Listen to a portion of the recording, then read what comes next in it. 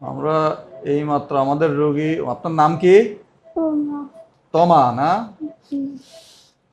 আমরা নাকের অপারেশন সম্পন্ন করেছি, ঠিক আছে? জি স্যার। এতক্ষণ আপনি মুখ দিয়ে শ্বাস নিচ্ছিলেন, কেননা নাকে অপারেশন করলে ক্যামেরা ভিতরে যাতে ঘোলা না হয়ে যায়, এই জন্য আমরা মুখ দিয়ে শ্বাস নিতে বলি। এখন যে আপনি নাক দিয়ে শ্বাস নিচ্ছেন, কেমন লাগতেছে? একদম ক্লিয়ার শ্বাস, জি স্যার। একদম পরিষ্কার। দুই নাক দিয়ে দেখেন, ফিল করেন, ক্লিয়ার। আপনার নাক বন্ধ থাকতো আর প্রচন্ড হাসি হতো, তাই না? আমার প্রচন্ড হাসি হতো, নাকতে টপ টপ করে পানি পড়তো। একবারে কতগুলো হাসি হতো? একবারে 3-4 ঘন্টা একভাবে হতো। 3-4 ঘন্টা টানা হাসি দিতেন? জি।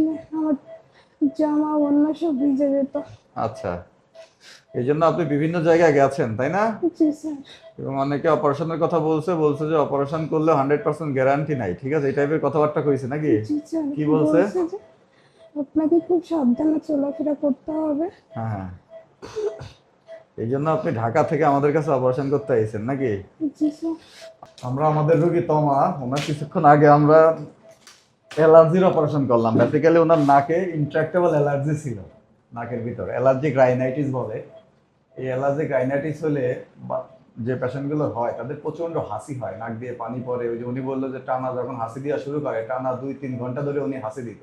বেসিক্যালি আমরা যেটা করলাম যে ওনার নাকের ভিতর অ্যালার্জির সেন্সেশন, নাক দিয়ে যে হাসি হয় বা নাক দিয়ে যে পানি পড়ে, নাক বন্ধ থাকে, এই সেন্সেশন যে স্নায়ুর মাধ্যমে আসে সেটাকে প্যারাসিম্প্যাথেটিক নার্ভ বলে।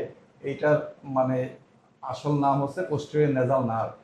যে নার্ভের মাধ্যমে এই সেন্সেশনটা নাকে আসে, এটা কেটে দিলাম। এবং যেহেতু তার অ্যালার্জির জন্য এবং তার নাকের ভিতর মাংস বাড়া ছিল, টার্বিনেটটা অনেক বড় ছিল, নাকের ভিতর বাতাস ঠিকমতো যাইতো না, এই জন্য টার্বিনোপ্লাস্টি করে আমরা নাকের যে মাংস বৃদ্ধি আছে এটা ছোট করে দিয়েছি। ফলে এখানে কয়েকটা সুবিধা পাবে উনি। ওনার অপারেশনের পর ওনার যে হাসিগুলো হয়তো, আশা করি এই হাসি একেবারে কন্ট্রোল হয়ে যাবে।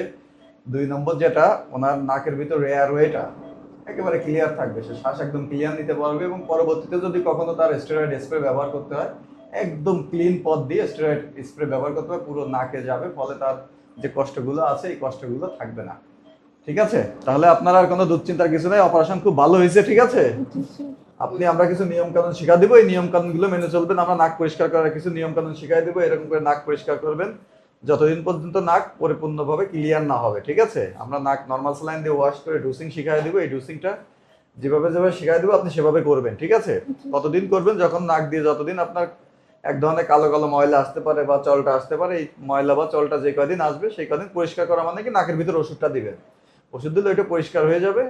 যখন একেবারে ক্লিয়ার হয়ে যাবে, নাক দেওয়ার ময়লা চলটা আসবে না, তখন আর পরিষ্কার করা লাগবে না, ঠিক আছে? জি স্যার। বেস্ট অফ লাক, ভালো থাকবেন, ওকে।